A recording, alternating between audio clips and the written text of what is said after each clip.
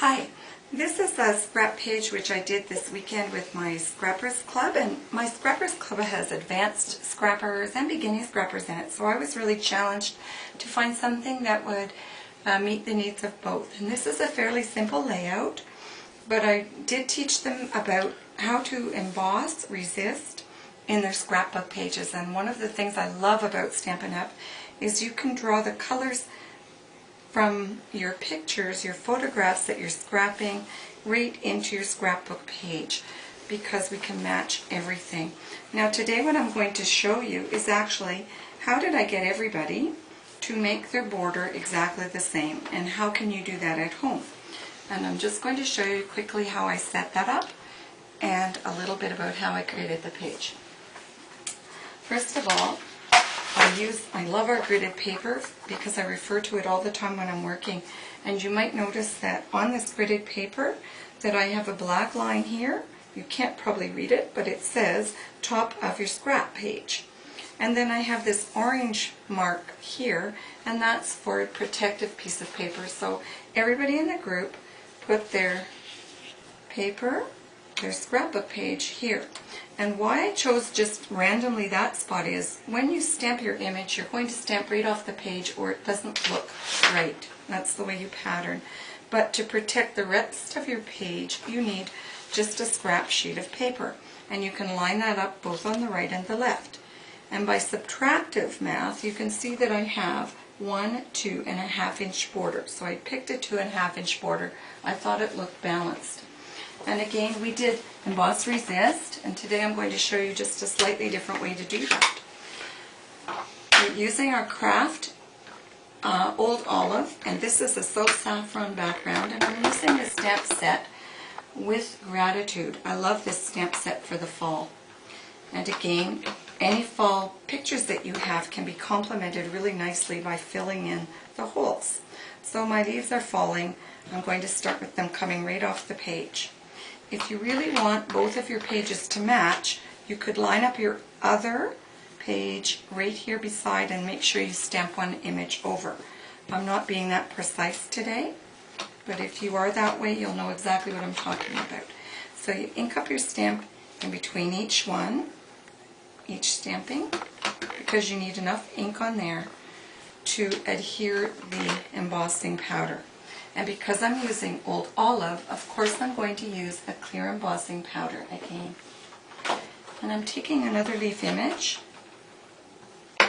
inking it up in the craft, making sure some of them come off the page, both ways.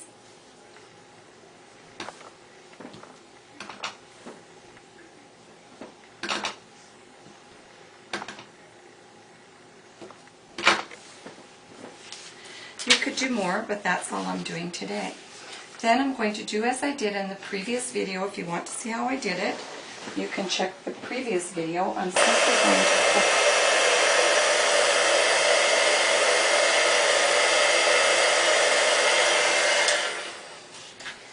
to... There, I've heated the embossing powder, and you may be able to see that it's glittery, which means that the powder melted. And now, because it's melted, what is there will remain the green when I paint on top of it. And I'm going to use today an aqua painter, that's an aqua painter, and our watercolor crayons. And I will show you a couple ways you can do this. I'm taking more mustard. I could use more mustard and directly color on these leaves like this. And I'm not worrying about how I'm coloring because I'm going to go back and use the water from the aqua pen to simply blend it in. Now if I don't want them all one color, I can add more. Before I do that, I can add another bit of color in here. So usually beech tree leaves are not red, they usually go this color. I put a little bit of brown in this one, and you can see what I mean. You can blend it how you like. I love this. And notice that though I'm using water and ink, I can move this around, I'm not losing my green embossed image. So this technique with the water, if you don't use too much water, you won't curl your paper. I'm getting a bit curled, so I'm needing to blot my pen off on, my aqua pen off on just a paper towel. So today I'm just going to pick up the colors of browns and the pumpkin pie. Let's see, because that's in my daughter's clothing, and I want a bit of ruby red. That'll blend in, not much. And again, if you don't like it, you add more. If you want less, guess what? You can pick it off. So I'll show you what I've actually done with my paper here. I didn't use this much control. Well, I maybe finish a little bit more for you so you can see it. And a bit of brown. So I would normally color all my images first and then use the aqua painter. But just because I don't want you to watch paint dry, I'm doing it quickly. And again, I can move that red. If I want more, I'd go back and add more. You can make it very vibrant. The other way you can add the color is to take off the bottom, pick it off, and then you can add it exactly where you want it with a bit more control. So if I wanted the tips red, I can pick it off. I don't want any red on that. Again, matching the colors in your photo is great this way. You can bring in whatever colors you like. But I will show you what I did do on my final version. I wasn't that controlled. I did use the sponges. Now, when I did my card yesterday, or today earlier, I used a glossy cardstock, and I didn't mind my ink going over onto where I directed it. In this one, it's because the ink goes everywhere when you use a sponge, it goes a little bit less focused. You're going to get this smudging all over. I sponged this in an emboss resist way. And then I also, you might notice, sponged the edges.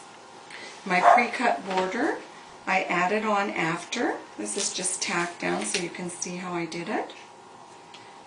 And if somebody makes a boo-boo, you can cover it. The other things you might want to notice from this scrap page is this little piece right here that's from our new clips, our designer clips. And under here, I always design a secret spot on my pages, or I usually do, where I can add either a photo that I don't want to show the world or some journaling that's more private. Of course, I just wanted to demonstrate that for my club, and here's where I will put my journaling. I hope you enjoyed this. Oh, I forgot one other thing. You might like the script. This is from our Go-Go Boots using Sizzix, our Big Shot Sizzix die punch, and everybody at the Stampers or at the Scrap Club punched their title using the Sizzix Big Shot. It was fun and fast. Hope you like my tutorial today. Bye for now.